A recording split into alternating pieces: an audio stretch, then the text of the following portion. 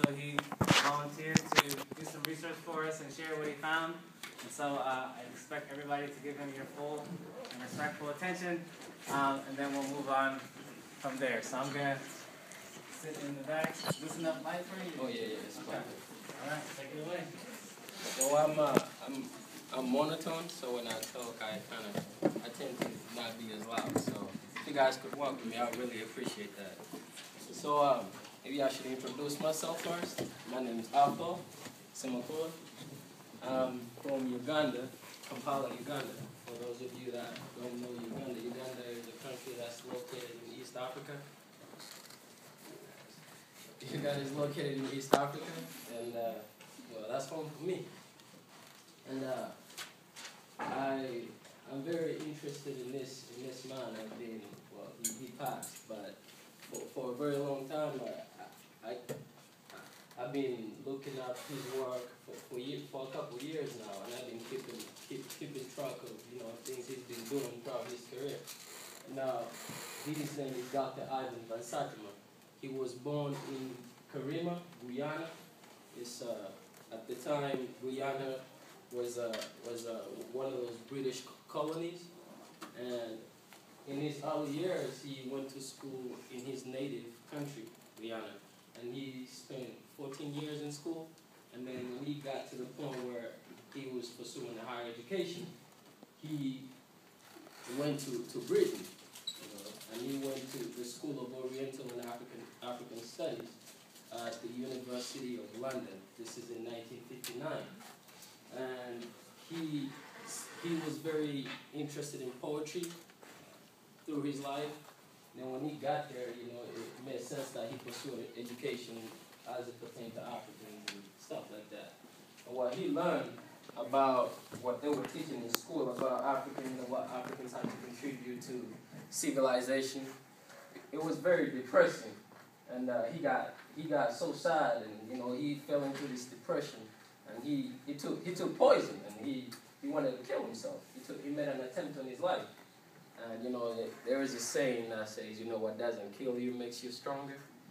This man, like literally, the poison that he took, the doctors would later diagnose the situation, and they told him, you drank enough poison to kill 3 men. But that poison didn't kill him. It did. So it's funny, I laugh about it, but it's not like funny, and it's not no fake, none of that. It's the reason why that poison didn't kill him. Prior to him going to England, in Britain, he spent the time he was in Guyana, he spent a lot of time in the tropical forest. Now in there he got exposed to a lot of different poisons, in little, bits, and from snake poison to all types of poison. And he developed an immunity towards poison. And when he drank that poison, while it would have killed another man, the man didn't die. And he would go on to dedicate the rest of his life to learn more about contributions that Africans had to make towards civilization. And, well, today I'm here to share with you his work. I think this class, you guys are interested in this kind of stuff. I feel like I have an obligation to, and I'll get right into it. So, when we talk about Africa, there is this image of Africa that we all have, this perception about Africans and Africa as a whole. And he calls that image, I want to make sure I get it right. He says this image is it's been totally destroyed, and it's not. We think of Africans as primitives, as lesser people, and that's the image that we have. And throughout civilization, this image has been reinforced, and we all have it. Whether you're African American, whether you're white, we all think Africans are primitives, because that's what we've been raised to believe. And in the history books, it's confirmed. And then you have anthropologists that go back to Africa, and they go into these African nations, and they go out of their way. They go out of their way to find these primitive people who are now located in the outskirts of Africa, and they study them. So it's like they do have a family, you know, they have a regular family, these Africans. And at the very end of that family tree, so to speak, is, excuse my language, is a white person for the most part. And it's like he's a part of the family. And all he does is study these primitive people. And they come back and they write all these journals, they write all these books, and they tell you Africans do this. When they're eating and they like the food, they go like that, you know, stuff like that. And this image is continued to be reinforced. So we all believe Africans are really primitives. And that Dr. Van Satima did not agree with. So he dedicated the rest of his life to learn more about Africans, you know. So I'm gonna share whatever a few things that he found out. So, as far as contributions go to civilization, he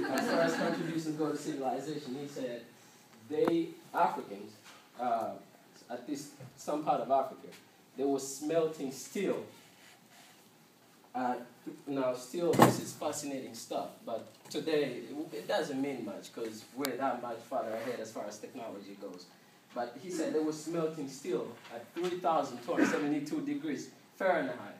And this was astonishing stuff because in Europe they were smelting steel as well, but they were not achieving those levels. I mean, they were achieving 200 to 400 degrees less than that. And England, they were making these swords. They called them, they made the swords out of wool steel.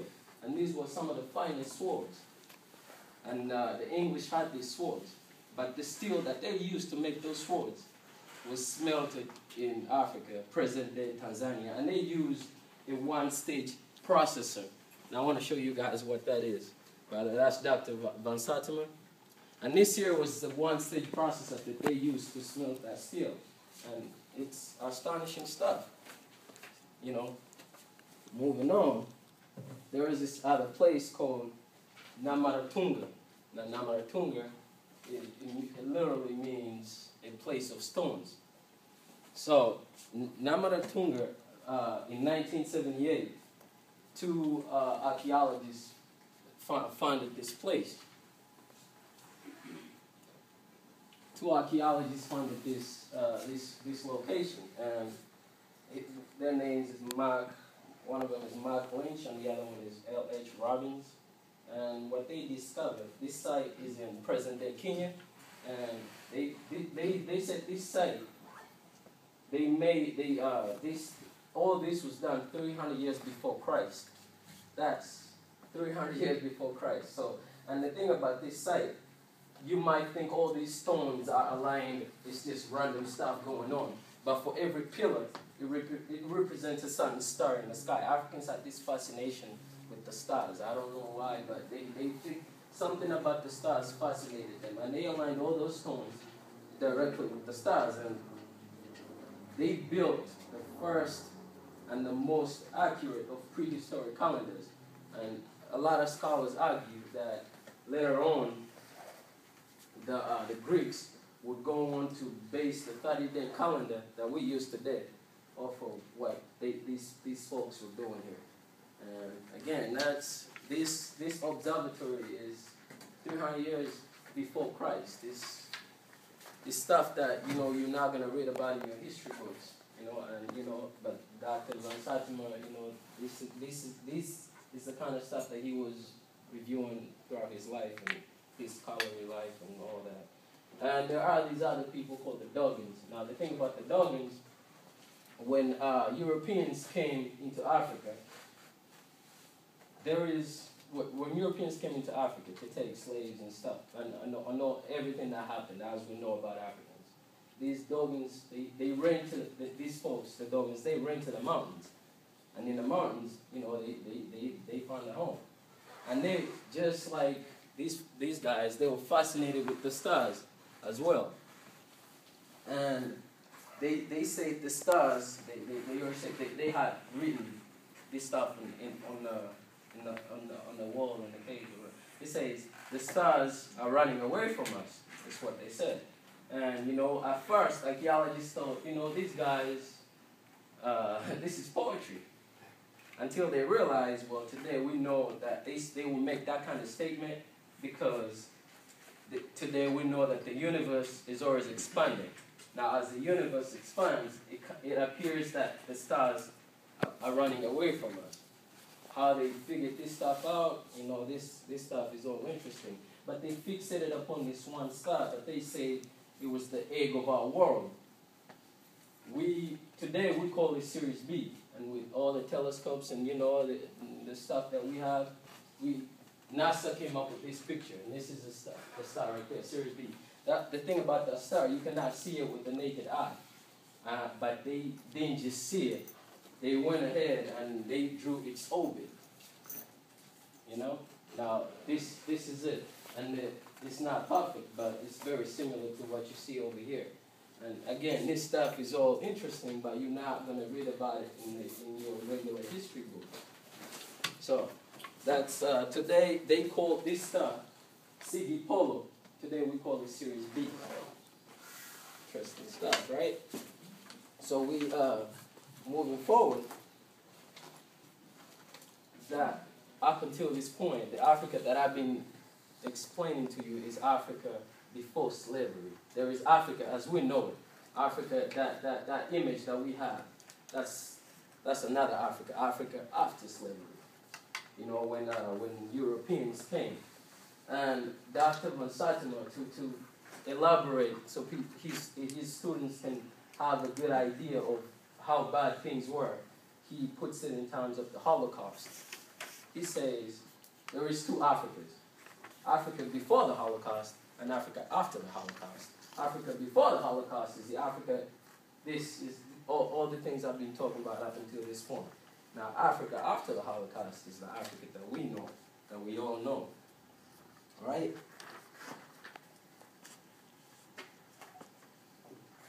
He, to elaborate on Africa, how conditions were in Africa after the Holocaust, he calls it the Christian conscience, and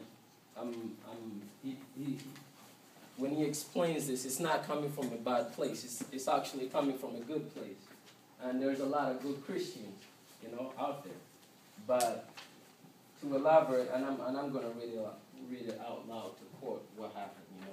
It becomes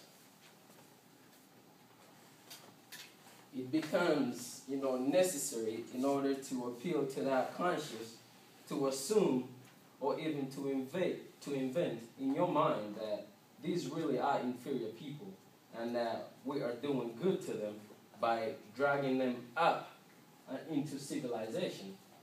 They believed that they were doing good to get these folks from everything that was going on in their home, to drag them up out of there and bring them into civilization. Now, I'm not going to argue much about that. A lot of scholars have their perceptions about this. But a lot of scholars do believe that while Europeans saw all these things that I've been sharing with you, they saw opportunity. Now, you look at these African men, you see they all built, and I laugh about this, but this is not funny. They saw opportunity. The melatonin in their skin, you see the ultimate walking machine. I mean, this is a machine that can work in all types of conditions. However hot it is, it don't matter if it's really hot or it's really cold. These guys are going to put in work for you. So, being the humans that we are, why wouldn't they, use this machine? And so they did. And this is, today in this class, we discuss all the time, we have these discussions, and we call this the white man's burden. Now I want you to think about that for a while. This,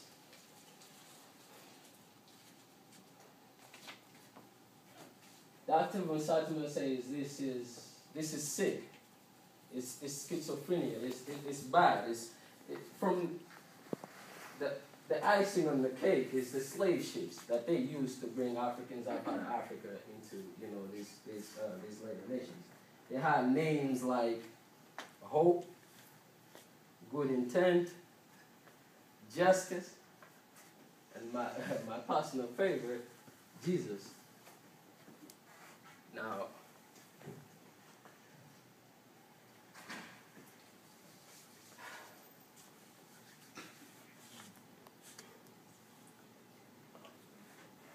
want you guys to think about that for a while. I mean, what happened there? You know, what happened to Africa?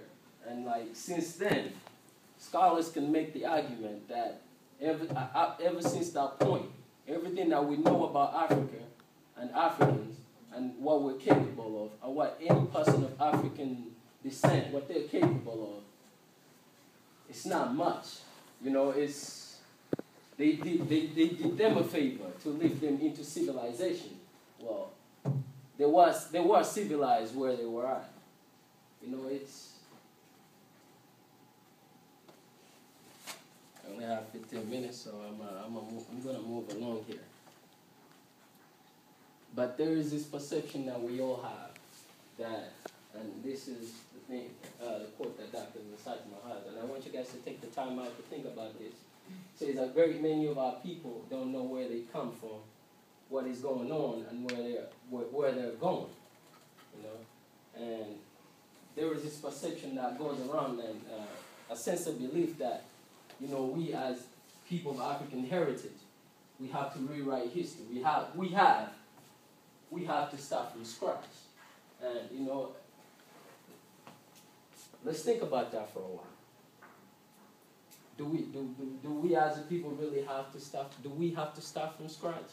With everything that I've been sharing, do we have to start from scratch?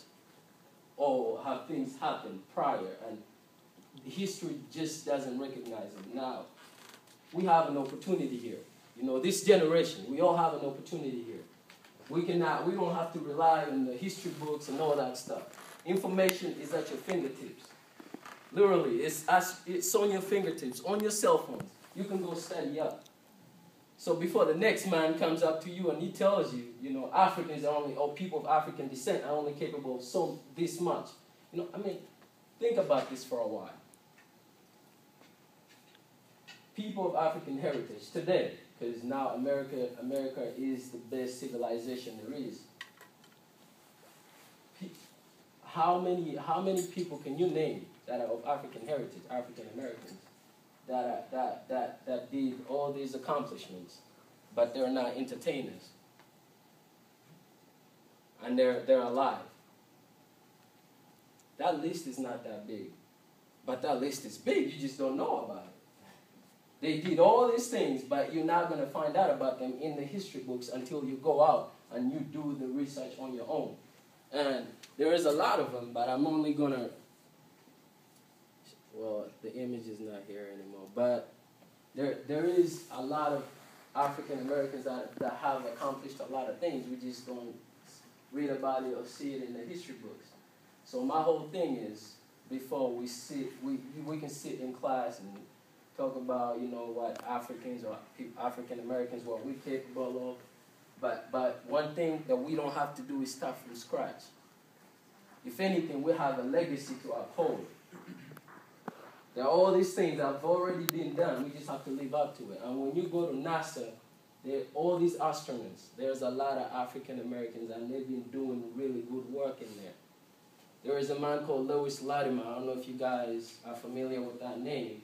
But this right here, you know, all this would not be possible if it wasn't for him. You know, we now know that Thomas Edison did invent the light bulb, and that's true. But he could only keep that light burning for 6 hours. Now, if it wasn't for Lewis Latimer, who he invented the final piece, that microfilament, to make it light for a longer period of time. So there is that contribution, but we don't know about that. It's not in the history books. So before, you know, we make all these arguments what Africans have done, Africans are primitives, you know, that idea. If the next man walks up to you and he tells you that, you look him dead in the eye and you tell him, hey man, you better go study up. So thanks for your time.